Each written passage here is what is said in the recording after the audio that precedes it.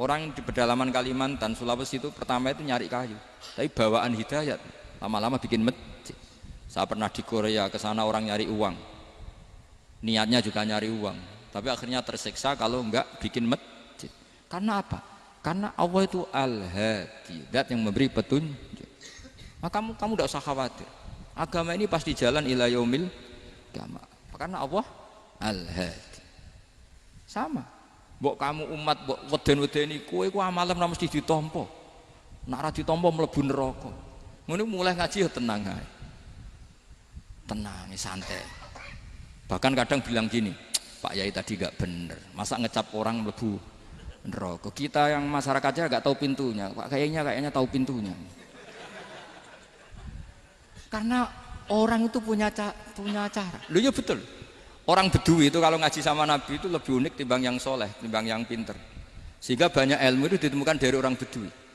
Karena cara berpikir itu aneh. Kalau orang soleh, orang waras kan berpikirnya ada aneh, standar. Jadi orang Bedui itu aneh. Pernah suatu saat Rasulullah itu khutbah cerita kiamat. Wah, dahsyatnya kiamat kayak apa?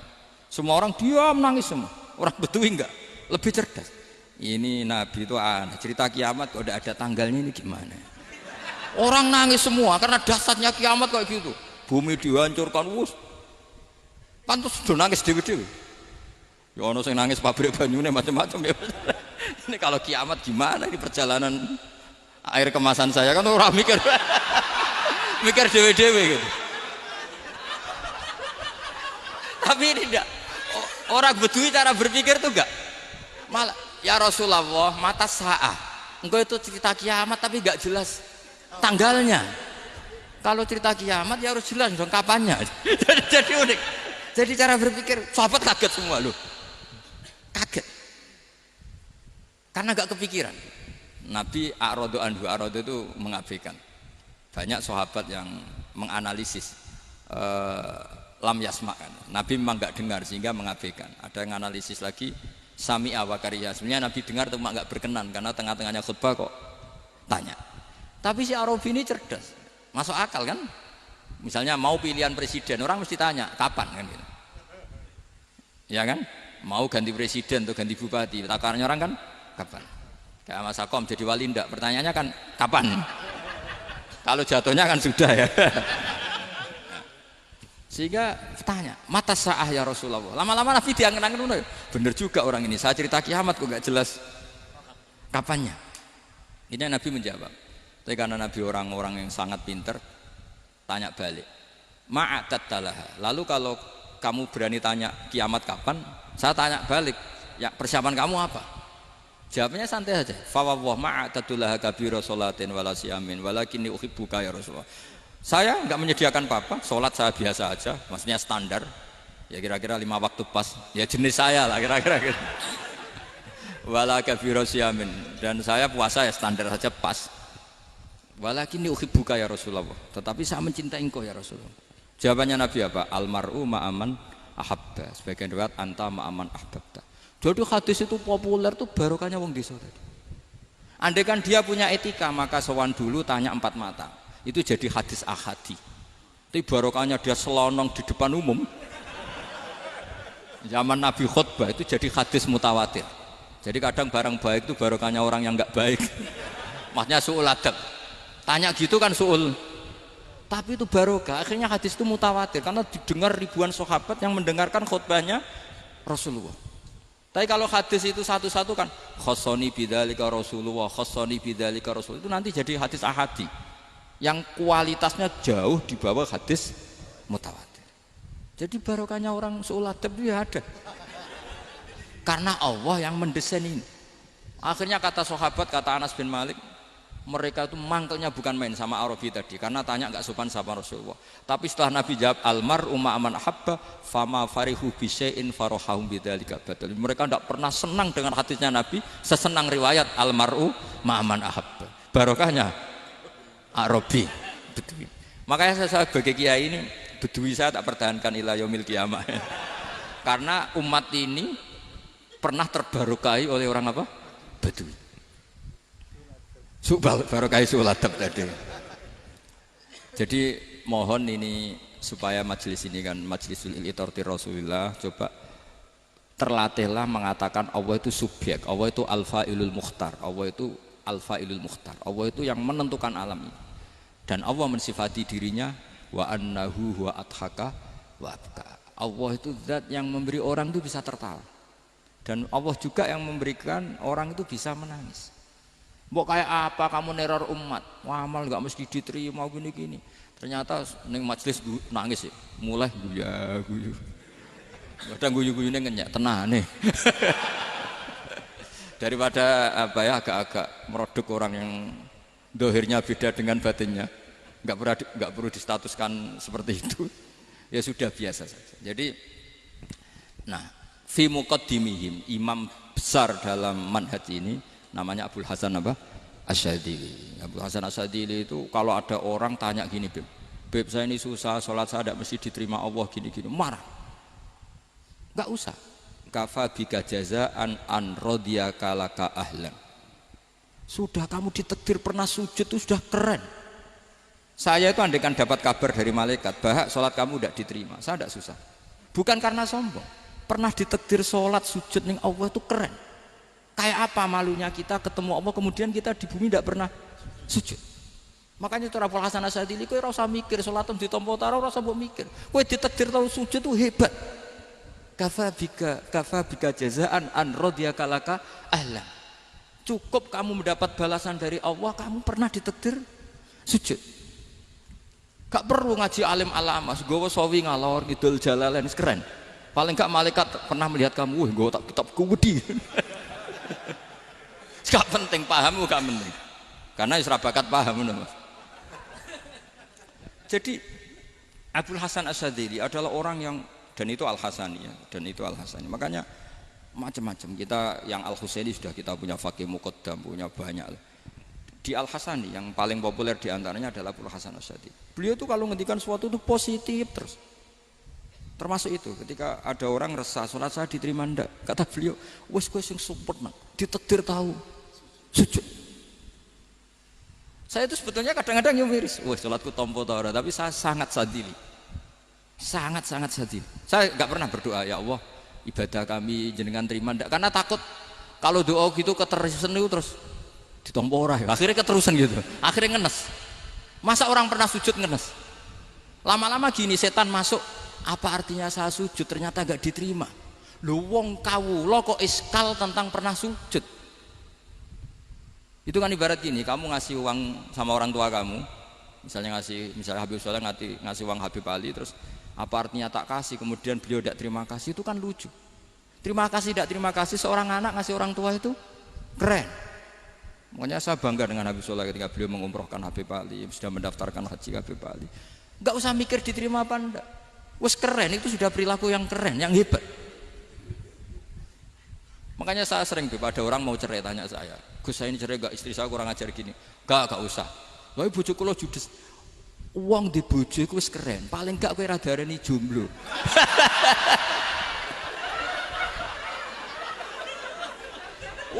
Diarani duda ora enak. Wis luwe sabar ndi diarani duda mek diarani bojo judes. Enak bojo judes cek gagah. Di bojo lah. Oh iki. Provokator itu. Jadi kafabiga jazaan an radiyaka laka ahlan, sudah ditakdir pernah sujud itu sudah keren. Dulu ulama ala hadan nampak. Ulama dulu cara berpikir seperti itu. Makanya ulama dulu kalau nafsiri wasjud waqtarib sudah pernah sujud. Di Quran enggak pernah ada ayat wasjud lan sujudo sira ingkana kada wa kada ing kunta mutayakinan biqabuli sujudi. Kan ada sujud ya sujud saja, enggak usah mikir makbul apa enggak makbul. Sudah kalau sujud pasti waqtarib.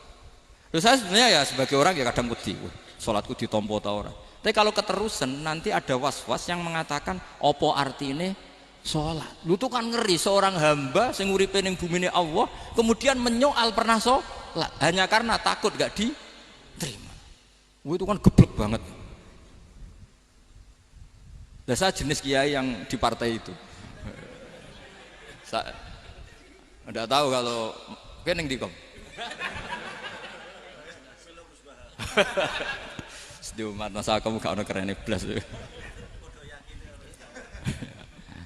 Jadi nah nanti kalau misalnya ada manhajnya Habib Soleh yang tidak seperti itu tidak apa-apa, mungkin supaya orang nggak takabur, nggak fakhr, sehingga makanya mulai dulu lama itu ya partainya kalau nggak rojak ya khauf. Nah saya ini yang jelas terang-terangan ikut partai rojak saja, apa? Partai rojak, karena banyak yang sudah di partai khauf. Tapi saya rojak yang bil ilmi tadi. Makanya Sayyidina Umar radhiyallahu anhu itu yang namanya sama sujud. Saya itu punya kitab, Habib Soleh pernah tak tunjukin tulisan tangan saya, muji-muji sujud. Sayyidina Umar ketika ditusuk seorang gila itu Majusi, Abu Lu'lu' terkenalnya itu Hulamul Mughirah terkenalnya, ditusuk, dia sahabat, beliau sahabat wali. Jadi nusuk Umar itu kayak apa? Nusuk Mas Akom aja dosa besar, apalagi nusuk Umar. Itu ketika ditusuk, dia itu ya punya dendam, namanya manusia itu punya dendam. Maksudnya namanya orang kan mangkel sama yang nusuk. Kalau orang mangkel itu inginnya kan yang nusuk itu masuk neraka. Tapi apa kata Umar? Ngendikan gini, tanya pertama, yang nusuk saya siapa? Orang Majusi. Orang Majusi, Hulamul Mughirah. Alhamdulillah alladzi lam yaj'al maniyati biyadi rajulin lam yasjud laka sajdatan yuhaju biha indaka yaumal qiyamah. Saya itu senang Gusti, yang nusuk saya orang yang enggak pernah sujud sama jenengan. Jika kalau saya dendam supaya dia masuk neraka, saya enggak takut orang itu nuntut sama saya. Tapi kalau dia pernah sujud, pernah sholat, kemudian dia masuk neraka karena nusuk saya, kemudian dia berargumentasi, saya pernah sujud ya Allah, kenapa engkau masukkan neraka? Saya tidak berani jawab ya Allah, saking hormatnya sama yang namanya sujud. Jadi kamane dendamnya kesampaian cara Jawa ya. Dendam dengan tanda kutip ya, tidak makna semestinya. Jadi mangkel mbek sing nusuk, nak mlebu neraka pantas wong ora tau sujud wae Gusti gitu. Tapi kalau pernah sujud, kemudian dia masuk neraka karena saya, bisa yuhajuni biha yaumal qiyamah. Jadi kayak apa sujud? Saya apa? Nabi itu kalau muji sujud sampai ngingatkan wa hatta takuna sajdatul wahidatu khairan minad dunya wa ma fiha. Nanti kalau kamu di akhirat ketemu Allah, kenangan terbaik kita apa? Di dunia pernah sujud. Keren aja. Cara ning pondok wis tau bayar syariah lho. Cara sowan kiai tau ngamplopi Mas. Wis go jajan. Nah tapi kadang syaitan itu masuk tadi. Apa artinya sujud gak mesti ditompo, apa artinya sowan Habib ngaturi gak mesti ditompo, ngaturi kiai. Akhirnya ada ketakutan. Nah kalau ketakutan ini berlebihan lama-lama, ma faidatus sujud. Wah itu sudah buruk sekali, wong hamba kok tanya ma faidatus sujud. Nah ini di pentingnya mazhab-mazhab Syadzili. Jadi saya ngaji agak-agak uraan itu amdan. Kalau ini watak sudah bukan. Jadi uraan itu ada dua, ada yang amdan bismil ilm, ilmunya banyak terus milih manhaj. Insya Allah saya partai itu. Ada yang uraan bakat Mas. Ada ya? Ada apa banyak? Nah sebetulnya khauf juga gitu Bim. Ada khauf itu karena ilm. Ada Habib alim alama atau kiai alim alama, dia tahu masyarakat kalau ngikuti Gus Bak nanti jadi fakhr, kurang tawaduk, terus dia milih partai khauf. Lah yang buruk itu ada kiai yang milih khauf pancen dari awalnya sati cilik. Jenisnya wis sati. Jadi sebenarnya dia tidak cukup ilmunya nerangkan khauf, cuma jenisnya wis sati cilik. Wong ning omah lawang dikunci ono gludak-gludak, ono hantu putih. Jadi ya sama, yang bawa rojak bisa bawaan dablek, yang bawa khauf bisa saja bawaan ati cilik. Nah kita ingin yang bawa rojak ya bismil ilm, yang bawa khauf juga bismil ilm. Ya ono teh Mas, wong sing ati gede, pegawene dua blek, tapi enggak bawaan rojak, memang bawaan dablek. Ada yang ati cilik tapi bawaan khauf. Jadi mengatakan khauf tapi sebetulnya bawaan ati cilik. Nah kita inginnya ndak, kalau rojak ya bismillah kayak Abdul Hasan Asyadzili, kalau yang kampanye khauf kayak Sayyid Abdul Haddad bawaan apa? Ilm. Sehingga kita ini Qul inni ala bayyinati mir rabbi, semua itu berdasar ilmu sing jelas welo-welo. Makanya semua nabi memaklumatkan apa? Qul inni ala bayyinatim mir rabbi. Jadi semua ilmu syaratnya apa? Bayyinah. Bayyinah itu kebenaran ilmiah sing jelas welo-welo. Makanya itu yang disebut Allah Subhanahu wa taala mensifati kekasihnya yaitu Nabi Muhammad sallallahu alaihi wasallam, lam yakunil ladzina kafaru min ahlil kitabi wal musyrikina munfakkina hatta ta'tiyahumul bayyinah rasulun minallah yatslu suhufam mutahhar. Niku Kanjeng Nabi saking cerdase meneh tek wong Islam, wong musyrik, wong kafir ngerti logika yang dibangun Nabi saja kuat infikak dari kemusyrikannya. Makanya disebut munfakin. Orang-orang musyrik, orang-orang kafir tidak munfakin, tidak tercerabut dari akar akidahnya hatta ta'tiyahumul bayyinah. Itu siapa? Rasulun minallah yatlu suhufan mutahharah. Masyhur itu debatnya Nabi dengan orang-orang musyrik. Mereka bilang, "Ya Muhammad, kita ini urusannya banyak, kasusnya banyak. Lalu Anda mengajarkan ke Tuhan satu. Masa urusan banyak cukup Tuhan satu? Itu enggak fair Muhammad. Aja'alal alihata ilaha wahida inna hadza la syai'un ujab." Urusan kita banyak, masyakil kita banyak, muskilah kita banyak. Kalau Tuhannya satu enggak cukup Muhammad. Nabi dengan santainya memberi penjelasan. Ya sudah gini saja. Kalau kamu jadi budak atau pembantu, majikan kamu banyak. Semuanya merintahkan kamu, semuanya bikin aturan untuk kamu. Kamu suka enggak? Ya enggak suka Muhammad. Kalau majikan kita banyak repot. Ya sudah, Tuhan kamu itu majikan kamu. Kalau banyak perintahnya beda-beda kamu pusing. Ya udah Mat, Tuhannya satu aja Mat. Karena Nabi bayyinah, orang itu bisa dibalik-balik pikirannya. Dan makanya disebut daraballahu mathalan rajulan fihi syuraka'u mutasyakisuna wa rajulan salamal lirajul hal yastawiyani masalah alhamdulillah. Jadi Nabi itu kalau adu argumentasi itu luar biasa. Jadi segampang itu Nabi memberi apa? Argumentasi. Karena beliau adalah al-hujjatul balighah. Jadi Nabi itu gak pernah kalah. Pernah Nabi debat sama orang Yahudi. Muhammad, saya ini turunan Ibrahim. Kita ini Israel ya. Kita tahu Israel adalah turunan Nabi. Israel nama lain dari Yakub. Yakub bin Ishak bin Ibrahim. Padahal Yakub ini punya anak namanya Yahuda. Makanya Yahuda bin Yakub bin Ishak bin. Kita ini yang mirip Ibrahim. Bukan kamu. Tapi orang Yahudi itu nggak hafal nasabnya. Sehingga mereka bilang, kita ini saking baiknya, Ibrahim saja pengikut kita. Terus digojlok oleh Nabi. Ibrahim itu buyute Yahuda.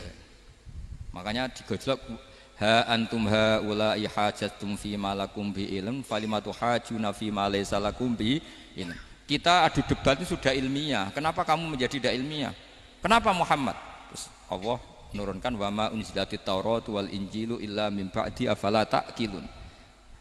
Artinya gini, kalau Ibrahim dikatakan Ibrahim Yahudiyah, itu sama dengan saya berkali-kali podo karo sampean misalnya ngendikan Mbah Zubair itu pengagumnya Gus Roji misalnya.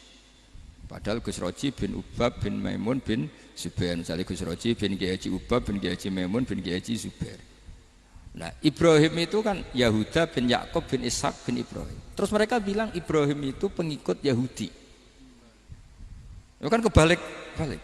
Kayak Habib Hasan itu pengagum Habib Soleh. Kan Habib Hasan rohnya ini gimana ini sih mbahnya kok dianggap. Nah sehingga orang Yahudi ketika Nabi berdebat beda dengan Nabi Muhammad SAW. Ketika ditanya kenapa kamu yakin agama tauhid millata abi, karena ini agama nenek moyang saya, millata abikum apa? Ibrahim. Jadi jelas akhirnya orang Yahudi ngerti. Ya kan sama dengan mengatakan tadi Pak Karno itu pengagum Puan Maharani. Kan aneh enggak kalimat itu? Mbah Hasyim Asy'ari itu pengagum Gus Dur. Gak lucu. Itu debat. Jadi Nabi itu orang yang bayinah. Bayinah itu kalau menerangkan kebenaran itu bahkan orang kafir pun bisa infikak, bisa munfakin, tercerabut dari akar kekafiran. Nabi itu mudah sekali merubah logika. Makanya di Quran sering ada kata aro'aita, aro'aitum. Karena memang tadi. Nah saya mohon apapun pilihan anda rojak kayak Abdul Hasan Asy'adzili tadi. Ketika orang resah sujudnya diterima apa enggak, sholatnya diterima apa enggak, beliau bisa berargumentasi betapa pentingnya sujud. Wes aja kowe iku kawula, tahu sujud iku keren. Sampeyan bayangkan betapa malunya kita. Kalau kita ketemu Allah kemudian di dunia enggak pernah. Lho paribasane kula mlebu swarga lah isin. Mlebu swarga tapi ning donya ora tahu isin. Sama seperti kowe di guru, saurip-uripmu ora tahu salam templek isin. Kira-kira seperti meskipun salam templek ora penting ya ora penting tuh misalnya soleh salam templek 50.000 duwe wis akeh ngono kan nak mas aku penting kudu rokok itu bukan nilainya kok betapa malunya kita. Saya dulu mau sarang andai kan tidak pernah khidmah sama iya malu tenan sebagai apa santri. Makanya Sayyidina Umar ketika beliau dibunuh orang itu pertanyaan pertama dia pernah sujud enggak pernah. Andai kan dia pernah sujud, maka saya tidak berani masukkan dia masuk neraka. Takutnya dia protes sama Allah, ya Allah saya pernah sujud kenapa harus di neraka? Atau Umar ditanya Allah gini, Umar, kowe ridho wong sing tau nyembah aku kemudian dia di neraka? Kayak apa? Jadi makanya Umar ketika wafat ketika alhamdulillah alladzi lam yaj'al maniyati biyadi rajulin lam yasjud laka sajdah. Ya, jadi saya mohon sekali jadi majelis ini sebuah majelis mubarak, caranya tauhidnya dibenarin ya, tauhidnya dibenarin. Jadi Allah itu adhaka wa abka, Allah itu al-hadi, Allah itu ar-razzaq. Sehingga menteri ekonomi mbok salah rumusillah wong tetep mangan. Mergo Allah itu ar-razzaq. Mbok negara dikelola keliru lah wong tetep mangan, wong Allah itu ar-razzaq. Kiai rada akeh sing di masalah. Tapi ya tetep agama ini jalan. Lho andai kan syaratnya agama ini kiai ini bener, wah ya repot. Kowe iso bayangno masakom bener terus. Tapi agama ini berkali-kali coba di TV itu banyak nyun sewu, ada ustadz, ada kasus apa, ada kiai, kadang ada masalah hukum. Agama ini jatuh enggak masalah. Padahal di TV sudah dinasionalkan kan, ada kiai terlibat kasus hukum atau ustadz tertangkap karena melakukan apa itu. Tapi enggak ngefek karena agama ini bihifdzillah wa biriayatillah. Sama. Negara mana-mana kadang manajemen ekonominya enggak jelas, tapi masyarakat ya makan karena Allah Razzaq. Sama aku kancanan masakom mengeluh, tapi Allah adhaka, akhirnya iso guyu. Padahal ora ono untunge blas kancanan dene. Tapi karena Allah itu adhaka. Nah kita dengan istri yang kita cintai, dengan keluarga kadang yo nangis. Karena Allah itu zat yang bisa memberi abka. Wa annahu wa adhaka wa abka. Terus wa annahu wa amata wa ahya. Kita tidak ingin mati. Wah mati ya mati saja karena kita objek. Nah, hidayah itu seperti itu. Allah al-hadi. Apa? Allah itu kayak apa Korea, negara ateis. Enggak kebayang di sana ada ngaji Aqidatul Awam Mabadi Fikih. Sekarang banyak. Saya tuh kalau beli Aqidatul Awam kerdusan tak kirimkan ke Korea. Sebelum saya ke Korea, karena sebagian santri saya di Jogja. Di sana ada ngaji Aqidatul Awam, ngaji takrib. Bahkan saya di sana dilakokno sakduna fid dunya.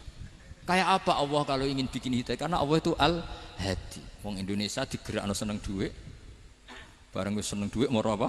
Korea. Setelah di Korea tersiksa karena enggak ada tempat sujud. Akhirnya urunan. Segampang itu kalau Allah menghendaki. Itu enggak dibenem MUI, enggak dibenem. Karena Allah al-hadi. Jadi saya mohon sekali tauhid ini dibenerin dulu. Allah tetap al-fa'ilul mukhtar, apa? Al-fa'ilul mukhtar, sehingga Allah mensifati dirinya adhaka wa. Mbok kamu bendung kayak apa, orang ngaji saya tetap guyu. Sekarang iso mbuli saya, oh Gus Bak ngaji tidak guyu. Allah yang memberikan guyu kamu itu. Andai kan sesuai status kamu, kowe ora ngarep guyu. Utang akeh, jatuh tempo, bojo ora percaya. Gede-gede kayak paham. Ya jadi ini tak isyatkan jenengan, saya ini tadi bawa kitab Fathur Rahman di Thalibi Ayatul Quran, mau tak kasihkan hadiah ke Sayyid Umar Hafid sebagai penyempurna karena beliau sudah Al-Husaini. Semoga ini dapat barokahnya Al-Hasani. Ini dikarang oleh zurianya Abdus Salam bin Masis. Abdus Salam bin Masis adalah guru dari Abul Hasan apa? Asyadili. Jadi kita tahu Sahibul Hikam Ibnu Athaillah As-Sakandari muridnya Abul Abbas Al-Mursi. Beliau muridnya Abdul Hasan Asyadili. Beliau muridnya Abdus Salam bin Masis. Yaitu alami zada ini min dzurriyyati Abdus Salam bin Masis. Jadi ini Al-Hasani. Jadi ini sudah klub karena mulai dulu ya tradisinya gitu. Banyak sabaib ngaji Barojak, Bafadol. Nanti yang Bafadol Barojak yang ngaji Habib lagi. Seperti sanadnya Soleh di Sarang. Ya Soleh ngaji Mbah Mun. Tapi Mbah Mun ngaji Sayyid Alawi, Sadat ya.